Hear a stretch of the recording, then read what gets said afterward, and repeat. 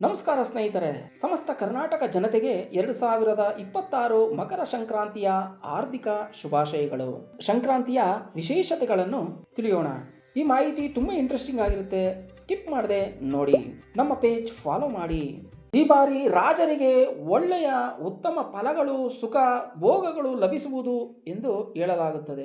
ಇನ್ನು ಸ್ನೇಹಿತರೆ, ವಿಶೇಷವಾಗಿ ಬುಧವಾರದಂದು ಸಂಕ್ರಾಂತಿಯು ಬಂದಿರುವುದರಿಂದ ಬ್ರಾಹ್ಮಣರಿಗೆ ಒಳ್ಳೆಯ ಉತ್ತಮ ಯೋಗ ಫಲಗಳು ಲಭಿಸುವುದು, ನಂತರ ಅವರ ಕುಟುಂಬದಲ್ಲಿ ಅನೇಕ ರೀತಿಯ ಮಂಗಳ ಕಾರ್ಯಗಳು ನೆರವೇರುವುದು ಎಂದು ಹೇಳಲಾಗುವುದು. ಆ ದಿನದ ತಿಥಿ ಏಕಾದಶಿ ಇರುವುದರಿಂದ ಸಮಸ್ತ ಧಾನ್ಯಗಳು ವೃದ್ಧಿಯಾಗುವುದು ಎಂದು ಹೇಳಲಾಗಿದೆ. ಆ ದಿನದ ಯೋಗ ಗಂಡ ಯೋಗ ಆಗಿರುವುದರಿಂದ ಅನೇಕ ರೀತಿಯ ಜನರು ದುಷ್ಕೃತ್ಯಗಳನ್ನು ಹೆಚ್ಚಾಗಿ ಮಾಡುವರು ಎಂದು ಹೇಳಲಾಗುತ್ತದೆ.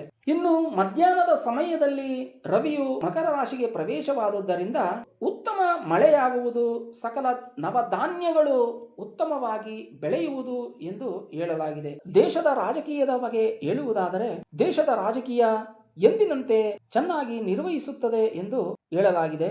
ರಾಜ್ಯದ ರಾಜಕೀಯ ಸಿಂಹಾಸನಕ್ಕೆ ಹೊಸ ರಾಜನ ಆಗಮನದಿಂದ ರಾಜ್ಯದ ಜನರು ಕೆಲವೊಂದು ಬದಲಾವಣೆಗಳನ್ನು ಕಾಣುವರು ಎಂದು ಹೇಳಲಾಗಿದೆ. ಇನ್ನು ಶಂಕರನು ಉತ್ತರದಿಂದ ಬಂದಿರುವಂಥದ್ದು ಚೈನಾ, ರಷ್ಯಾ, ನೇಪಾಳ, ಇನ್ನು ಅನೇಕ ರೀತಿಯ ಉತ್ತರದ ದೇಶಗಳು ಒಳ್ಳೆಯ ಶುಭ ಫಲಗಳು ಲಭಿಸುವುದು ಎಂದು ಹೇಳಲಾಗಿದೆ. ನೈಋತ್ಯ ದಿಕ್ಕಿಗೆ ದೃಷ್ಟಿಯನ್ನು ನೋಡುತ್ತಿರುವುದರಿಂದ ಆಫ್ರಿಕಾ ದೇಶಗಳಿಗೆ ಅನೇಕ ರೀತಿಯ ತೊಂದರೆಗಳಾಗುವ ಸಾಧ್ಯತೆಗಳು ಎಂದು ಹೇಳಲಾಗಿದೆ.